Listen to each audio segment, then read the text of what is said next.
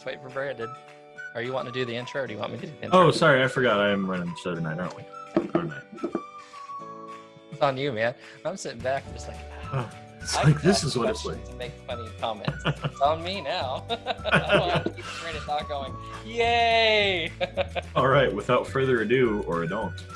Welcome to the podcast, You, Me, and Your Mom, a show where a man, his mom, and his best friend get together to talk about, well, whatever they want to talk about. I'm your main host tonight, Brandon, and I'm joined by my best friend, Eric. What's up? And his mom, Sandy. Hello. And yes, I acknowledge that her name is Sandy, not just mom. By the way, her name's Sandy in the middle of conversation. Thank you, Brandon. Welcome. Because You recognize that I have an identity outside of my Excuse me. mother. I was about to say, I respect women's agency. Thank you. This is complete heresy from both of you. It's complete heresy. How dare you? We have to consult the sacred text, and it says that she is identified as mom. That's how this works. Yeah, apparently. Yeah, I never got that scroll, sadly. Thank you, Brandon. Thank you. Written by the ancients. Written by the ancients, as it was foretold. On the flayed skin of heretics. Exactly. Too far. Yes. That's how I've always wanted to end one of those training, like PowerPoints that I do sometimes for other therapists when I'm doing continuing ed classes.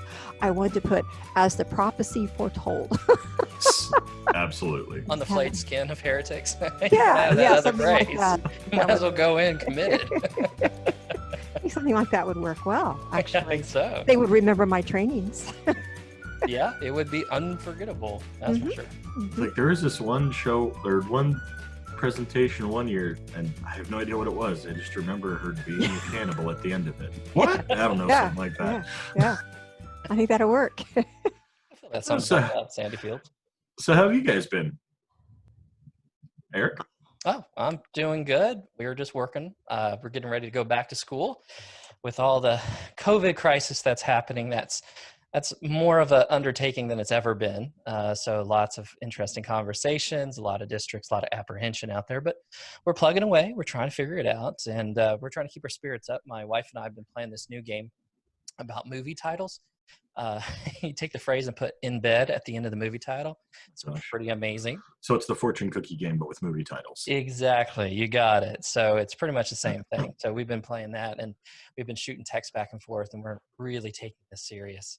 A game like this, you have to commit and you have to take it serious. So that's kind of what we've been doing, and yeah, that's it. So, man. what are some of the favorites you guys have come up with? Because I've already got a head full. Well, what are some of the highlights? We try to keep. I will be honest. Between my wife and I, it's gotten pretty dirty.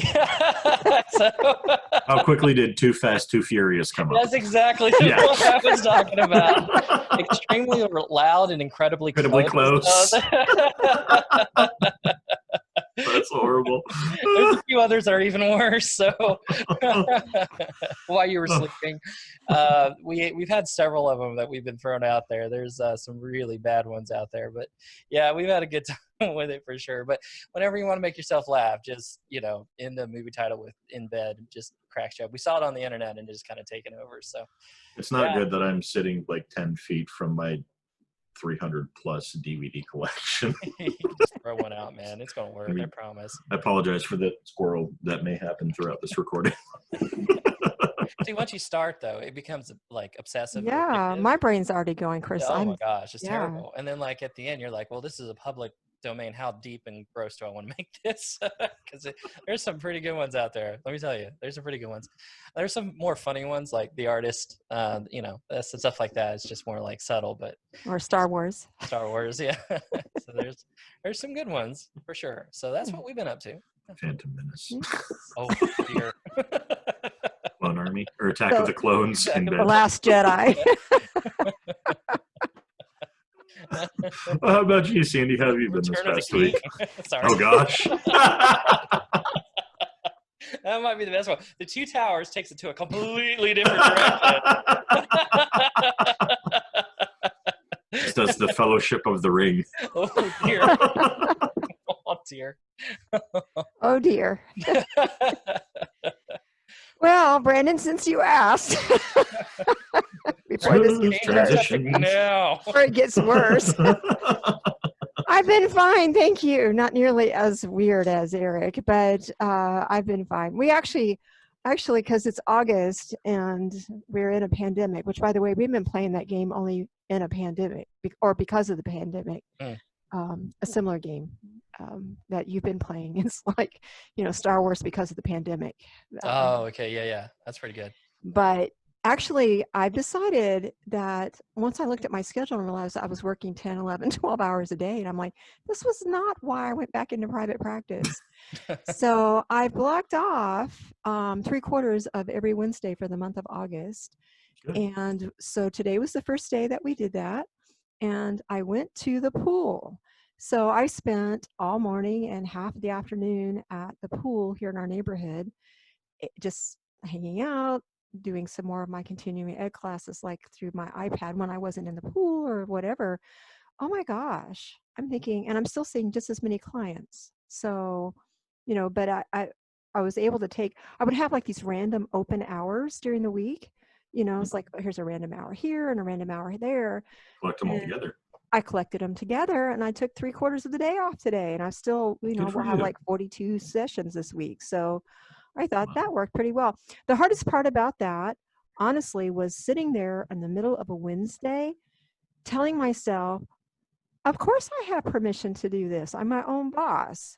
That was the hardest thing. It was weird. I'm thinking, I'm not like running out on a job. I just had to tell myself it's okay to be like here and not feel guilty about it. That was really the hardest thing. The only other thing today, I took the dogs and dropped them off for grooming, and Fitz is still really angry with me. He acted like I betrayed him when I left him there. We went to pick him up, and he refused to come to me. And this is the dog that does not want to be away from me. So he kept going to Macon and going, yes, I'm here. You may pet me. And they would look at me like, I'm not coming to you because you dropped me off at the groomers, but he does look so much nicer. So. Well, in fairness, I relate to Fritz. I mean, how many times do you drop me off in first grade? So At the groomers? no, at the groomers, but at school. Well, yeah, that would be a different. I was going to say, Drop me off a few times at the groomers. What are you talking about? Do you know I how think long I it took did us to get you an appointment there, Eric? And you behaved like that? Now we have to find a new one. Yeah. Drop you off like it's school, maybe, Yeah. but not the groomers. I think that was the time I was being your own groomer. I cut your hair. So Yeah. yeah. You should not. That was. I know I should not have done that, but it was practice for the pandemic. The thing is, you wouldn't let it go. You did it like several times. I know. I kept thinking it would get better. It didn't. Oh, anyway, that's how I am, Brandon. Thank you for asking. Yeah, no problem. Before that degenerates. I'm glad to hear that you're taking some time for yourself. Yeah. I know it's cliche, but it's hard to take care of others if you don't take care of yourself first. And even though it may be cliche, it's easy to just write it off as a cliche and not take it seriously as we should sometimes. So I'm glad that you're, taking care of your own self as well. Well, thanks. Lord knows you help a lot of other people. Well, thank you. That's true. Thank you. Well, How are you? I'm good. Got some good news today. My wife's car is going to be ready tomorrow morning from the body shop. And this was good news to get because earlier this morning, her mother fell down the basement stairs and broke her right leg. For those of you who've been listening to the saga of Brandon, 2020 ain't stopped 2020ing anytime soon. You guys are I was your child. Yeah. Of 2020. It's amazing. So it was, I kind of cackled madly at one point today because one of my passions is t-shirts, just graphic tees that make me laugh or, have inside jokes that maybe 37 people on the planet will love them to death. Anything that supports Lansing locally or my favorite spots I like to go to and give them a shout out, wear it, as much as I can. But I was just perusing various t-shirt websites last week, and there's one that just looks, it's kind of like that olive green, and then it's got like a darker green sash going across, and it just says 2020. And then there's mirrored badges of one that has a face mask, one that shows like Australia burning, one of people on a Zoom call, one of murder, like a murder hornet head, just like everything that happened in 2020. And I was like, I opened it up and just started cackling fiercely. I was like, okay, I need to put one of a woman with a leg cast on, and one with a man in the neck brace for my father-in-law, and one with a totaled car, and one with a, smashed in car door. I'm just going to start making my own 2020 merit badges at this place. Yeah. Yeah. I think when I think 2020, I'm going to think Brandon and Missy. Yeah. Yeah, no kidding. I do have to question your in-laws at this point as to exactly what activities they're doing to warrant breaking of necks and legs and everything else. They tell you they're falling down stairs and ladders, but I, at this point, I'm starting to develop theories. Just telling you right now. They're actually part of a secret government Yes. agency keeping the world safe. It's exactly like they thwarted another terrorist plot today. I'm quite convinced of it. And Many of their will not convince colleagues, me otherwise. yeah, many of their colleagues have been killed, which is why 2020 keeps getting progressively worse. Yeah. But you know, I'd watch that movie. they're the lone bastion. Mhm. But she's doing all right. She is checked into a hospital room for the night. Like I said, she's getting surgery on her leg tomorrow, and then we'll kind of hear more. But you know, that was something else to deal with today. My wife wasn't feeling too well, so she took off sick this morning from work, and about noon, her grandfather had called because every Wednesday her mom, and we're recording this on a Wednesday, listeners. Every Wednesday her mom goes over, helps him do, pay the bills and do laundry and whatever help he might need around the house. Because he's in his 80s, almost 90s now, and he's still in pretty good shape, and you wouldn't think he's that old, but still needs some help with a few things. Yeah. So after she was 2 hours late, not responding to her phone, Grandpa called Missy, and she tried calling her mom, so she wasn't answering, of course. And so we called her cousin who lives on that side of town, pretty close to him, and he ran over and found her, called EMS, and got that kind of coordinated. And because Missy's dad, the reason we didn't go over ourselves is, as listeners know, like I mentioned, Missy's car is coming out of the shop tomorrow. Mine's still in the shop as well, and the part will get there a week from today.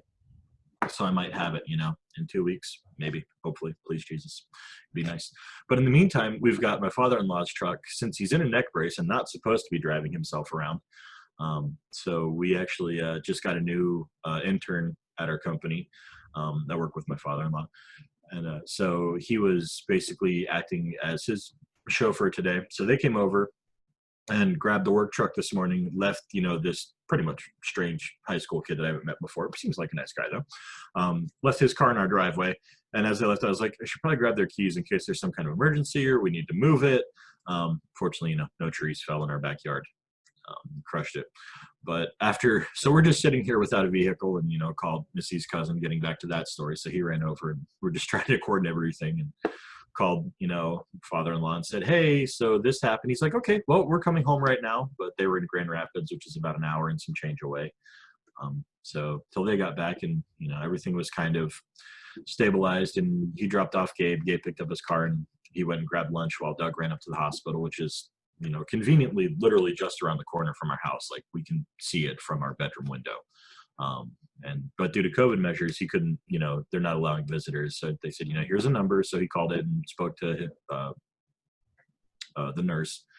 Said, well, she's getting x-rays right now. Just check back later. We'll have more information for you, and you can come visit when she's actually in a room. So fortunately, it was, I've been saying fortunately a lot today. Yeah. Relative, I guess. Which I'm glad that it's fortunately and not unfortunately. But I just realized I've been doing that a lot today. So everything seems to have worked out for as best as it possibly could. She didn't have any other injuries, didn't hit her head or break any arms or, break ribs or anything like that. There doesn't seem to be any internal bleeding or major, other issues other than the broken tibia. So thank God for that. Yeah. So I keep thinking of that book series of what is it? Series of Unfortunate unfortunate events. events. Yeah. Yeah. Lemony Hiding in Snicket. his closet. Yes. Yes. What Brandon didn't know, however, was that the transmission would not be there in a week. Exactly. That's what I keep hearing every time. It's like, okay, yeah. No. Hey guys, I lost 2 of my fingers in a mower today, but I still got the other 8. Yay! Yay! Unbeknownst to Brandon. Hey, what, Brandon? If you're going to be first at something, you commit. I got to give you points, man. Yeah. There's a lot of things you've been first in. So, I appreciate you finding your niche market. Hooray for booby prizes. Exactly. Never mind. So anyway, getting on to this week's topic, Eric and Sandy and I have been discussing, how just our lives are different this year. And one of the things that COVID-19 personally took from me and thousands of other people around the world. You just made that really personal, how you put that. I did. You made that really personal. Yeah, I did. Yeah. COVID was a very personal Screw thing. you, coronavirus. I don't care how novel you are. I don't find you amusing. No. But seriously, one of the things that was supposed to happen this past weekend, the July 30th through August 2nd, was Gen Con, the best 4 days in gaming, as it's touted. This is a large gaming convention. This is the time of year for comic conventions. San Diego Comic-Con was supposed to have been, it was supposed to have been the week before that, the last full weekend in July. So normally you'll see all kinds of pictures of the city of San Diego transformed into various comic book scenes and just geeky properties. One year they turned one of the hotels into the Outlook Hotel from The Shining. They just go all out for this thing. For geeks, this is the most wonderful time of the year because there's a different convention every other week. Now, granted, you might have to fly to major cities across the country, Seattle, New York, et cetera, but there's a lot of minor ones too that happen in smaller cities that don't get as much press. And not just the comic conventions, like I mentioned, Gen Con, the gaming convention. This is it's held in Indianapolis every year, at least until they renegotiate and move to a different city. But it's just a great time. I have some friends who live nearby, so I get to go and stay with them. I usually show up about Tuesday night before. It doesn't start officially till Thursday morning, but I show up Tuesday night, and so we can just be fully rested. And kind of Wednesday, we just kind of pre-game game, as we like to say. So we just kind of, and even though we know that we're about to enter into a convention center and drop a lot of money, let's not lie, on, new games and expansions and artwork and, I don't know, maybe devil ears and vampire fangs and supplements for, different gaming systems, not medical ones, So supplements, that's exactly, my brain went right to like, so we're getting snapshots of Brandon in his private life, and I'm just like, writing that down so I won't forget that. Okay. Mario, it's 3 a.m. and you've been playing your Tiefling Warlock for the past 5 hours and your energy is flagging. New Energo supplements. Yeah, I know. I'm learning things. Well, I was like, +5 to con. I was picturing like this whole bag full of these, like a little old man walking out with a little bag. They're pills shaped like little 20-sided dice and 12-sided dice. They come in a full set of 7 polyhedrals. Well, that makes sense to me. I still use Flintstone vitamins, so there you go. Sure. And and getting back, I mean, why not? They're good. I was gonna say no one's gonna say anything about mom dropping that knowledge. We're like, okay, that's fine. Yeah, sure, Flintstone. Why not? Yeah. Right, you want that chocolate? Never floats your boat, man. Mouth, you go for it. You're Flintstones, kids. So, but the great thing about Gen Con that I love is that literally anyone can go and find something to do. When I say, it's 4 days of gaming, like you can just see 85% of people's eyes glaze over. And I'm pretty sure 85% still being generous in my favor. But what a lot of people don't realize is that there is so much involved. There are board games and card games and, Dungeons and Dragons and whatever you may want to get into in that. And like I said, the vendor hall is huge. It's the size of a couple city blocks itself. The Indianapolis Convention Center is massive. And in the past 5 years, I started going in 2016. This would have been my 5th year. And it still was, and I'll get to that later. But they've actually moved into and taken over Lucas Oil Stadium, where the Indianapolis Colts play. It's a giant indoor football stadium. And so just imagine that down on the playing field, instead of, there being cheerleaders and teams on both sides, there are approximately, I want to say 300 folding tables set up and, demarcated, for different zones so that, if you need to show up to a certain spot to play a game where you're scheduled, it makes it easy. And it's kind of neat because, it started off, it's like, well, we'll just need to use a few conference rooms in Lucas Oil Stadium. Okay, now we need to use kind of all the rooms in the lower level. Hey, we need the playing field. We're like, oh, okay, cool. And so we've always, at the beginning of every Gen Con, there's a little ceremony and they roll a massive dice, of course. But I believe the president who's been massive die. I'm sorry, I didn't mean to interrupt. Yeah, no, sorry. Yeah, it's literally like a giant, like 6-sided dice, probably about 3 feet by 3 feet by 3 feet by 3 feet by 3 feet by however many sides I need to So say here. it's like a cube, or Yeah, it's just a giant cube, and it's the they've made it same look. distance on each side. Okay, Yeah. cool. I didn't know So games yeah, work like that. That's weird, right? sorry. I Science interrupted you just to rules. be sarcastic. You can tell. So they throw. That's kind of the basis of our friendship. Yeah, Cool. that's pretty much That's it. how we do. That's how we roll. That's for sure. Yeah. Ended. So during the opening ceremonies a few years ago, he's like, "That's one for us geeks, because the football team never had to come and take over the convention center." And of course, there was much chuckling and wheezing and braying of donkey-like laughter from the assembled nerdage. It was great. But it's just kind of fun. If you don't want to be around people and just want to go and color or maybe knit something, go to the craft room. If you don't want to be around people and prefer to just watch Japanese anime all day, they've got 5 different rooms set up for that. If you want to go and watch Japanese anime subbed with American subtitles, although we don't know why, there's also 5 different rooms for that. There's always some kind of, old school kaiju movie marathon happening somewhere. Watch the original rubber suit Godzilla movies.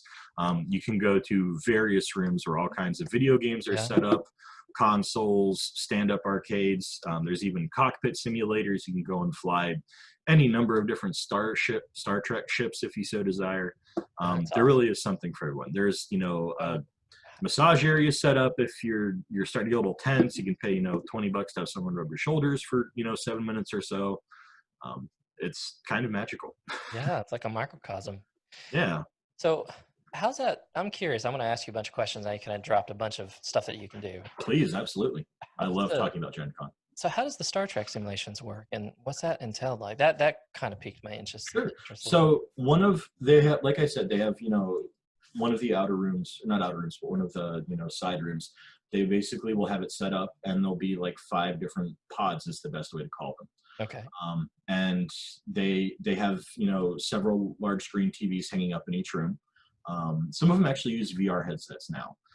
But if you're just doing like the simulations, and so you have like your main viewing bridge up here on one screen, you have all your gauges and monitors over here on another screen. Now I'm going off third or fourth hand information because I've never done any of these things. Okay. There's a lot of things to do, and everything. And it's not that I'm poor and everything costs money. It's just that when you have a limited amount of time and certain things only happen at certain times, you're not able to make time for everything. I figured in about 5 or 6 years, I'll eventually have run out of my primary things. Be like, okay, let's check out the ship simulators. Sure. But yeah, you go in, and I believe that you actually have like a crew that works with you. There are ones that you can do solo, but I believe there are also some co-op ones. So you go in and you have your mission parameters that you have to do and kind of go through it. You pay for a session. And then, win, lose, or draw, you get to go through, as long until you die or complete the mission. So is this kind of like it would be interesting. What's the name in Star Trek? It's the famous Kobayashi Maru. Yes, thank you. I was going to say, that'd be great if they ran that simulation, because I think they were 1 year. That would be amazing. For those that don't, but only 1 year. Only. For those that are not familiar, what we're talking about is it's a famous simulation from the Star Trek universe, and the whole premise of the simulation is that it's unbeatable. Nobody can beat it. The idea is that you last as long as you can, and that's where you get your scores from when you're in Starfleet Academy. Captain Kirk famously cheated and beat it. That's because he doesn't believe in no-win scenarios. Yeah, so super famous. It's a huge plot point for Kirk and everything. So that's what I was referring to. For those that are not super familiar with what I'm referring to, is that famous simulation from the show. Who would not be familiar with that? I don't know. People that shouldn't be listening. I'm joking. Philistines. I'm completely joking for those that are listening. But you do know what you're getting into with this nerdy podcast. I will say that. Sure. Yeah, and one of my favorite things that happens at the con that I've only been able to do once, but it's just because it sells out so quickly. It's an experience called True Dungeon. And what they do is they set up basically in the loading area of Lucas Oil Stadium, just this huge open space. They set up four 4 or 8 different scenarios basically, I think. But you pay to basically take part in a live action D&D campaign. You first go down and you're with a group of, I think the groups are 10 people each, and you go in and they say, okay, so in this scenario we have a paladin, we have 3 rangers, we have a druid, we need a cleric, this, that, and the other, and there are all these stations set up. So and what you do is there are 7 rooms put together, and they're either combat intensive or puzzle intensive, and they're always in a 5-in-2 combinations. If you're going puzzle heavy, you'll still have 2 combat rooms, but it's mostly trying to figure things out, and vice versa for combat heavy scenarios. So in each room, there's like basically a mini shuffleboard table, and with marked areas on it, and they'll give you the little shuffleboard sliders. And if it's a combat room, you'll basically attack whatever monster's in there. So the first room we walked into, there was actually a bunch of. I'm sorry. Explain the shuffleboard thing to me. Sure. Sorry. I'm gonna get back you're to that. fine. No, you're No, fine. yeah, it's very confusing. So I'm trying to think. I should start here. Oh wait, no, that needs explaining. Yeah. So what you do is when you first show up. So let's say that for the more magic heavy users or players like druids and spells, they have to memorize things. So I played like a druid. So there was this list of 12 symbols, and they were marked up in different ways. Like the top 3 were the northern symbols, and then the bottom 3 were the southern ones. But then there was also, each one was labeled like light and darkness, good and evil, heaven and hell, things like that. Right. So so you'll go into a room, and the game master for that room will say, okay, I need you to show me where heaven is. And they show you basically that same thing, except now they flip it around and it's all in shadow and nothing's marked clearly. So you have to remember which symbol is which. Oh, that's interesting. But also in relation to everything else, because like I said, they flip it around and flip it over. So it's not in the, formation you remember. So then for the more combat heavy ones, you have this little tablet hanging around your neck basically, or a little plastic card that has your different attacks on it. And so when you get in the rooms, it says, okay, well, I'm going to use my 2-handed greatsword.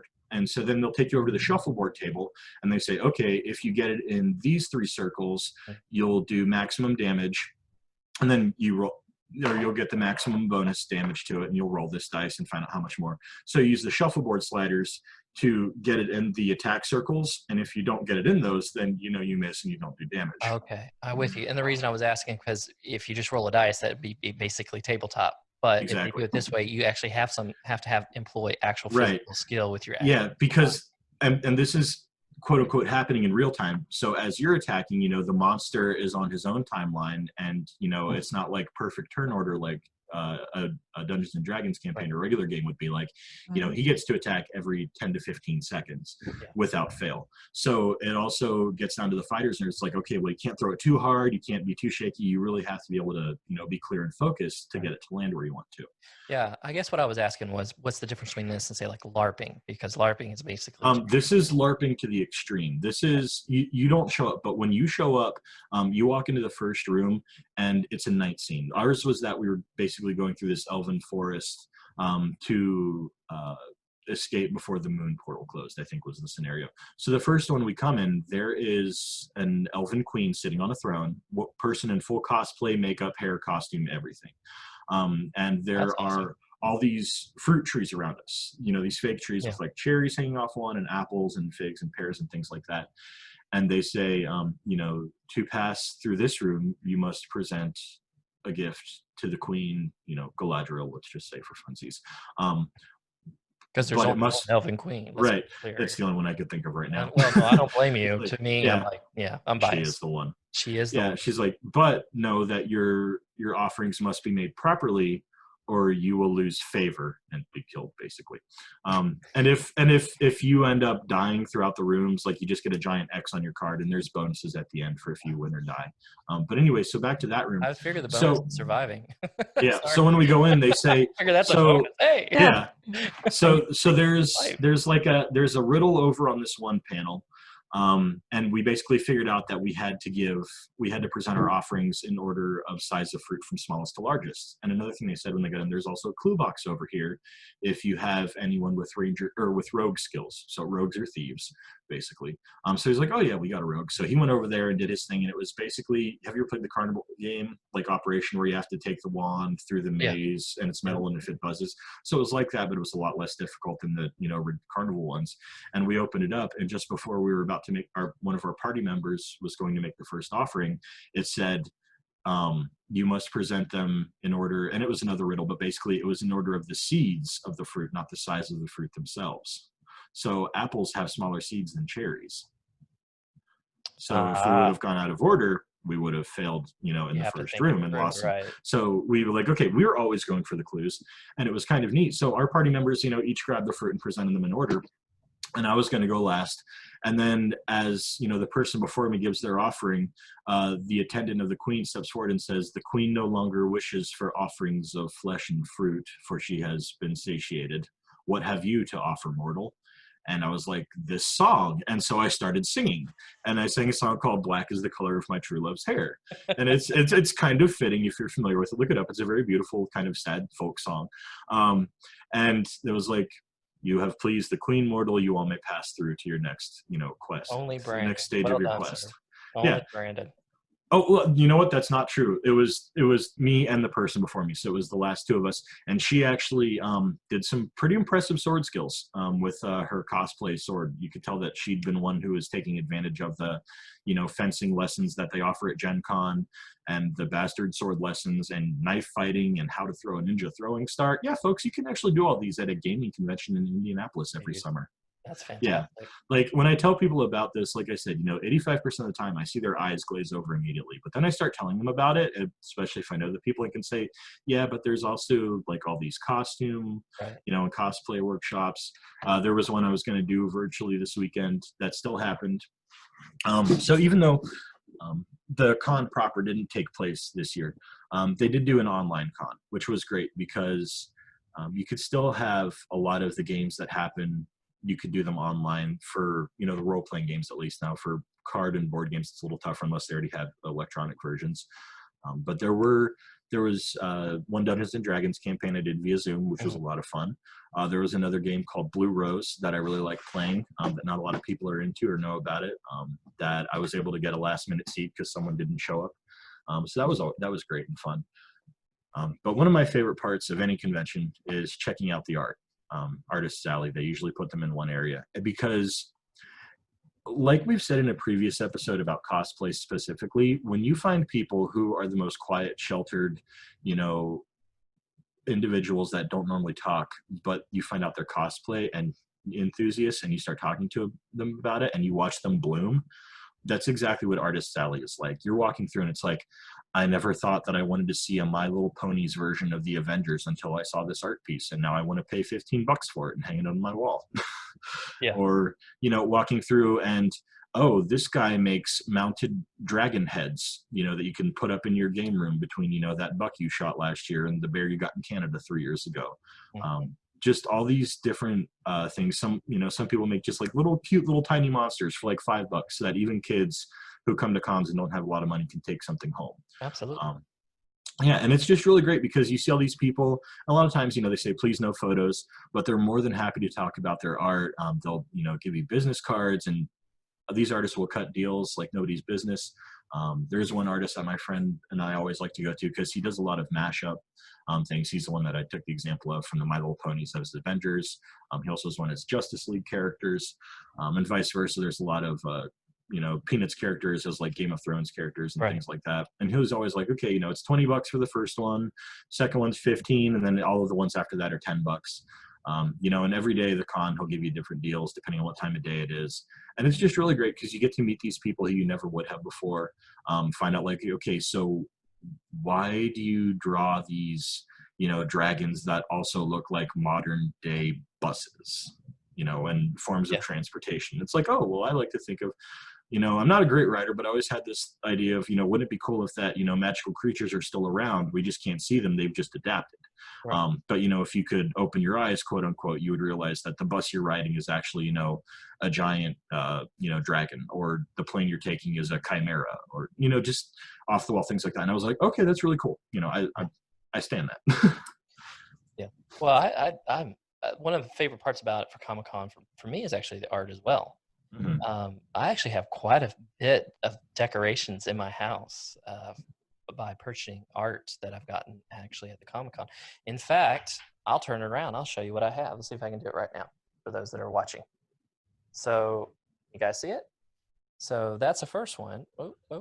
Still learning the Maybe. new. Yeah, so that's the first one. So I actually Nice. took an artist, and he had done a really cool graphic design of the original Enterprise. And then I know I that actually artist. and then I actually I met recognize that guy. George Takei. Yeah, got his autograph, and so I put that together. I actually put Oh, all that Eric, together. it's Takei. It Decay. Did rhymes I with say Decay? gay.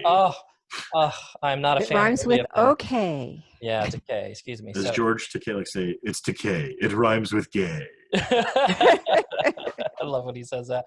So He's there such is a cartoon so that's good. character. And actually, the same artist did one for the Millennium Falcon, and then Mom got me one year a gift where I have Harrison Ford and the other two. I'm sorry, why am I struggling today? Mark Carrie Hamill Fisher and and Mark Carrie Hamill. Fisher, and they all Wow. signed it. And I also created this together. Oh, that is so cool. So yeah, I'm a huge fan, and I've actually got more art. I've got the TARDIS someone did, and then I've met just a ton of the companions from Doctor Who, and I actually created this really cool art piece where I put it all together. So I took their wonderful piece, and then I made a kind of like a Doctor Who shrine of all the different companions I've met over the years. So yeah, it's one of my favorite things to do. And like you said, Brandon, another thing I love to do, and the great thing about art is if you're not familiar with buying art, what you want to do is, if you can, meet the artist and get the story. Mhm. The story is so important to appreciating art. Get the story, meet the artist, talk to them, just like you mentioned, and get that emotional. You'll find that you'll have emotional connection to that piece if you know what the artist was thinking when the artist put it together. Absolutely. And I have like these art pieces that are very special to me that I will never get rid of because I fell in love with the artist's story. And that's what's so great about the art, if that makes sense. Yeah. So yeah, I that's know for sure. I have so much art that I'm going to spend thousands of dollars if I would actually get it properly framed. So I'm probably just going to look at some kind of corkboard and some nice pin situation. You know, I'll frame a few of them because there's some nice pieces. But three of the ones that I really enjoy are from an artist named Eva Araujo. Araujo, Araujo.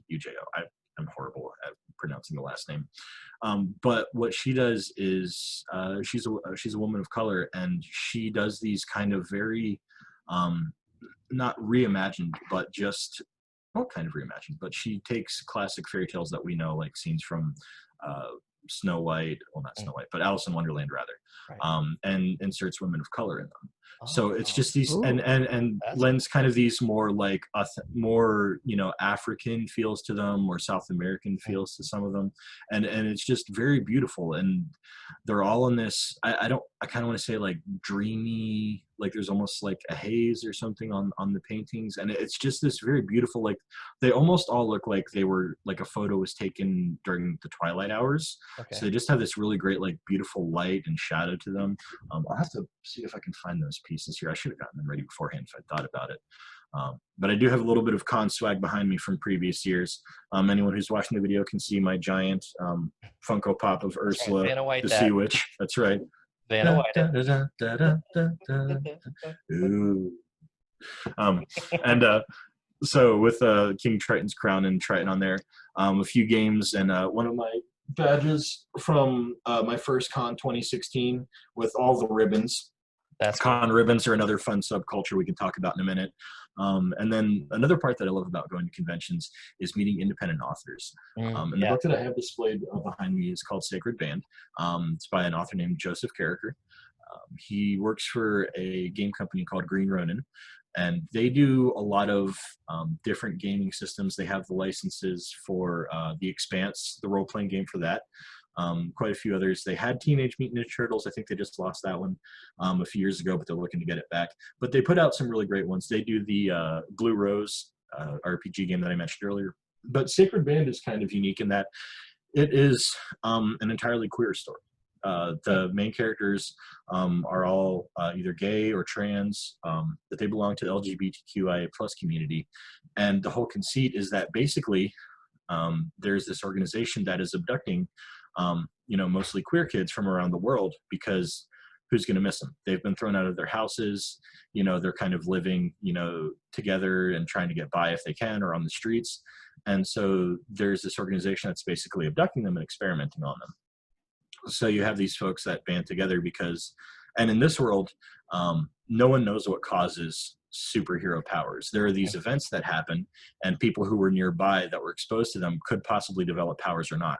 And governments are very afraid of them. So they are not allowed to superhero, basically.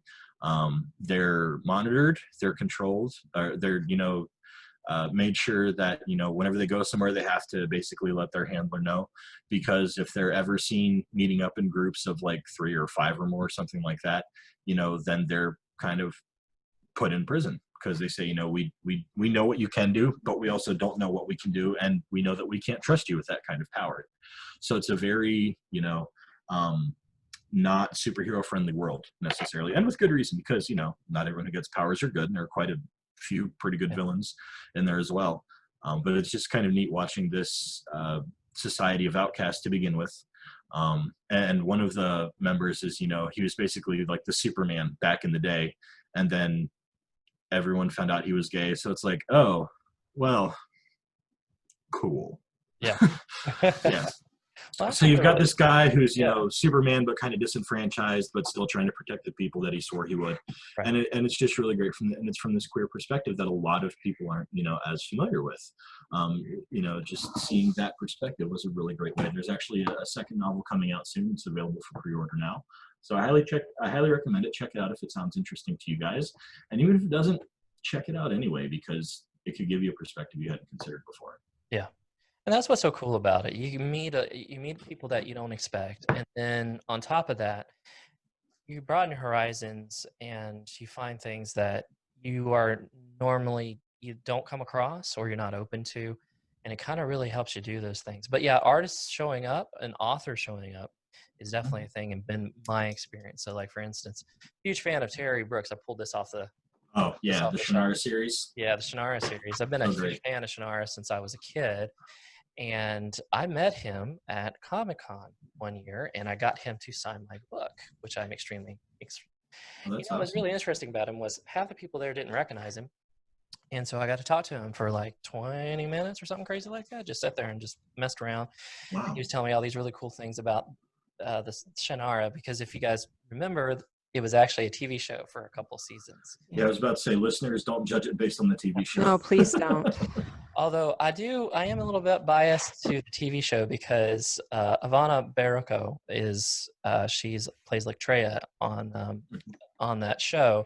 She's the girl that played in Pan's Labyrinth. You guys ever watch that movie? Yeah, she was the daughter, right? The girl. Yeah, and she was actually there, and I met her later. This is hers.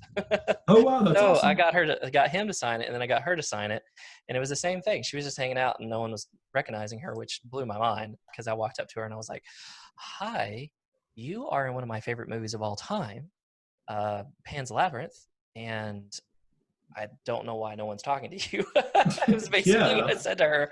I'm like, no one recognizes. I apologize for humanity. I am so sorry.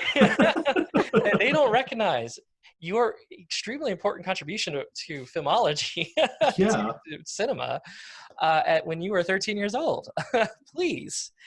And the fact that I got to talk to her for as long as I did, and she was telling me, and she was really lovely to talk to, and she was telling me that it was really cool to film on this show, because they filmed the whole thing in New Zealand, and then she started talking about Pan's Labyrinth. I didn't even ask her other than, hey, I'm a big follower of you. I know it sounds weird, but I've been following you since you were a kid, because I think that you're underrated, is basically what I told her.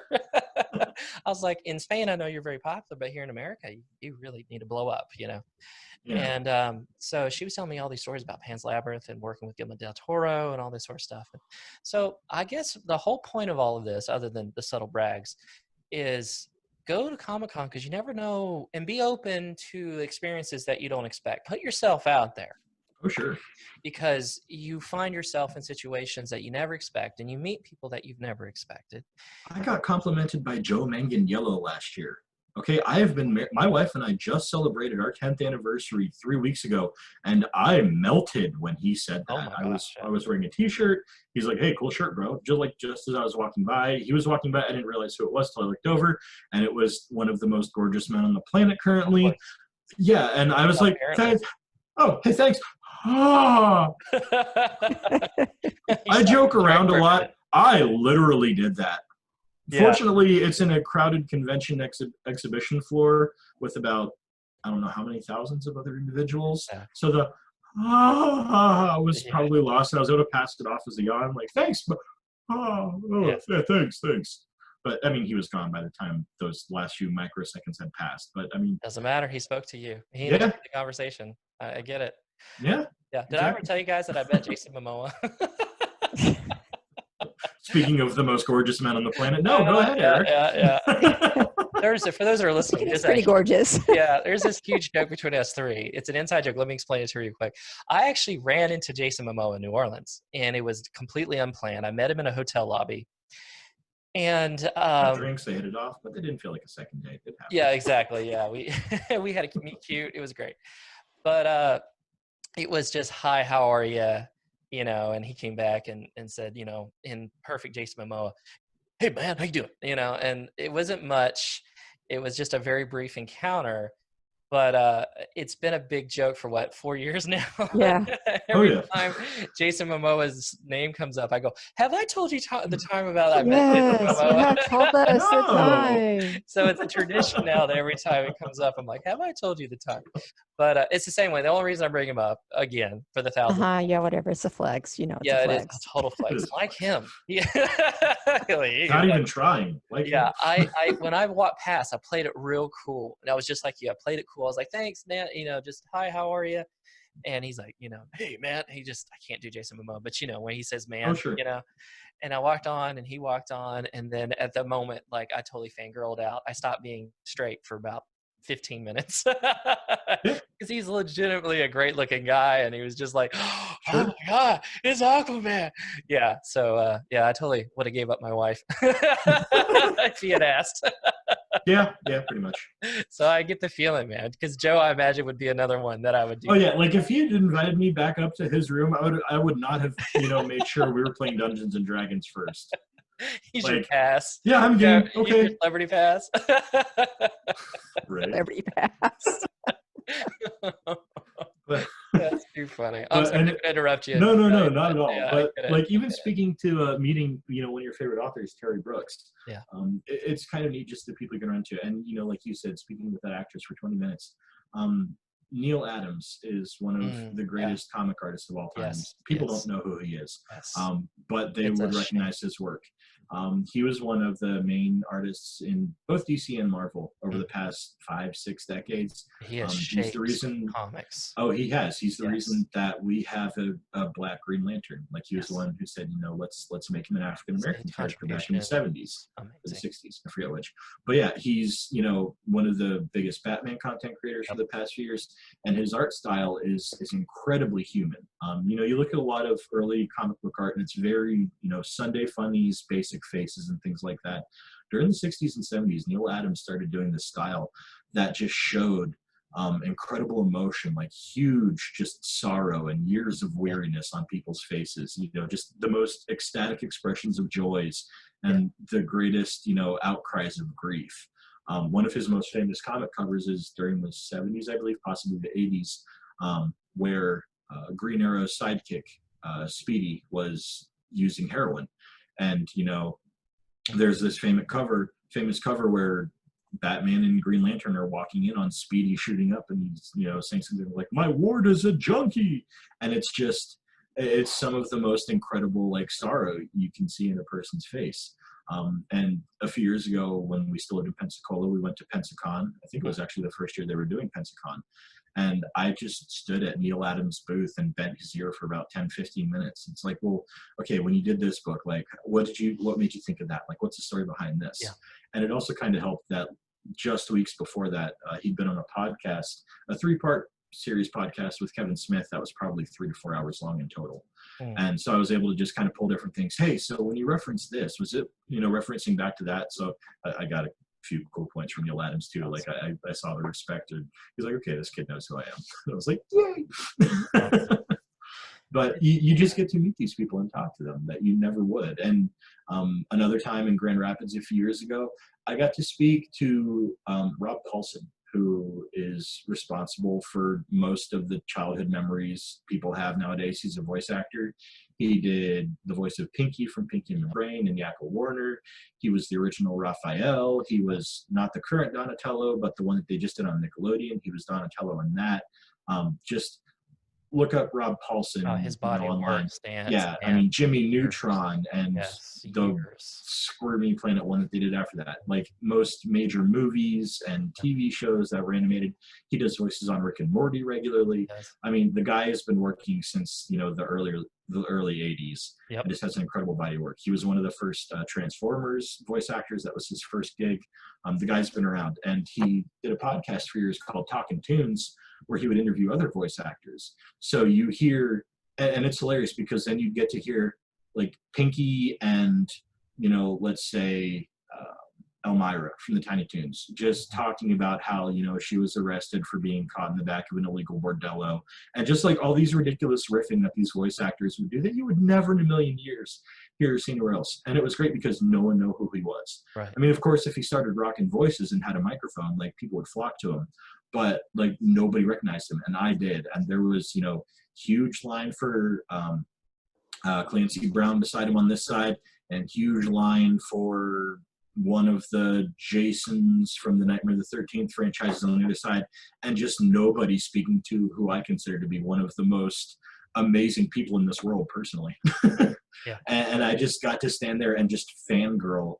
I made sure that I wasn't there creepily long, but at least like 10, 15 minutes just talking about different things and talking about like different episodes of his podcast and how, I hope that, and he's in recent years, he's been touring with Randy Rogel, who wrote the music for Animaniacs and Tiny Toons and Hysteria, shows like that. And they tour, they'll find a local orchestra, show up, and they'll sing like all the classic songs from Animaniacs, like The Countries of the World and It's a Great Big Universe, just things like that. And I said, man, if you guys ever come to Grand Rapids or Lansing or Detroit, I'm like, I will be there. I will fill a row. And he's like, well, thank you. That's very kind. We really hope to get back here, because he's from Michigan. He grew up in Flint. He's like, I always love coming back home. But, sometimes it's not the easiest to work things out. And, just going to conventions like this, circling back to our main topic, you never know who you'll run into, who you'll find, what you'll discover. I could easily go for at least another episode or two. Oh, yeah. And if we want to, looking at the time here, it is about time to wrap it up. We could continue this. So folks, if you like this episode, let us know. Reach out on our Facebook page, reach out through social media. Eric's going to rattle off all our different tags and, please to contact us here in a few minutes. Let us know if you're more interested in hearing the nerdy ramblings of a madman. Well, I think next time we got back together, I would like to ask you a question, like come up with a plan for someone who's never been to Comic-Con. Oh, sure. Absolutely. Take them through as a beginner where they could start and kind of take them through it. We kind of talked more about appealing to people that are more hardcore geekdom. Maybe we could take next one and say, I've never been to Comic-Con, but I'm beginner's guide to Comic-Con. Yeah, so my very beginning, my very first convention, how do I do this? Like, absolutely, really practical with it. I think rule number one: never buy anything on the first pass. That's the truth, right there. See, all of that would speak to me because I've never been to a con at all. Sure. Though I am definitely a nerdy geek or geek. I'm not really sure which one it is. It was funny, Mom. I'm going to break a little secret to you. I was planning on trying to figure out a way for you to come with me this year. And with the COVID, I'm taking COVID very personally right now. I know, right? I was looking at Nashville's Comic-Cons. I know. And I was going to fly up and take you and finally break the seal, if you will. But let's try to plan that for next year. I could probably make it to Nashville. That'd be good. Yeah. Get a thing out of it for sure. Yeah. And I always like to say, I gush endlessly about Gen Con if you get me started on it. I love taking people there. I'm not going to pay for your lodging and your ticket or anything. But if any of our listeners ever want to go, I will gladly act as tour guide. I'm not going to hold your hand the entire 4 days because, Daddy's got things to do too. But I love introducing people to the things that I love. Yeah. And just showing them, no, I know what you think, but I promise you there is so much more. Yeah, likewise down here in Florida, for those that are listening, if you're going to Comic-Con, reach out to me, and I may be going.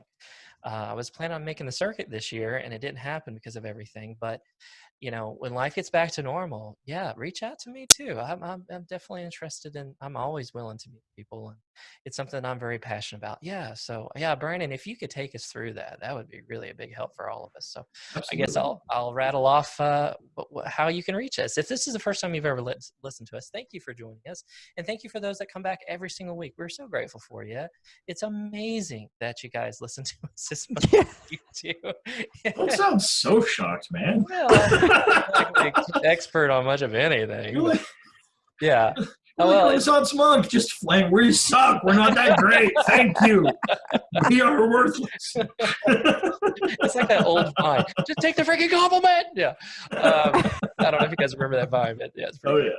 So, but yeah, we do really are grateful for. We do really are grateful. I love that sentence. Yeah, we do really are. That's the proper Alabama. Yeah, it's coming out. Grammatical structure. We are grateful for it. Hey, listen, if you want to get involved with our communities, there are several ways to do that. We love for you to reach out. Tell us what you enjoy about Comic-Con, and tell us different tips and things, and share it with a community that's interested in getting more involved with Comic-Con. You can do that by our Facebook page, which is really easy to Google. It's You, Me, and Your Mom. That's it. You can find us on Facebook there, get us involved. We're constantly putting things there, posting things. And then you can also reach us by our Instagram page, which is You, Me, Your Mom Podcast. That's You, Me, Your Mom Podcast. You can find us there.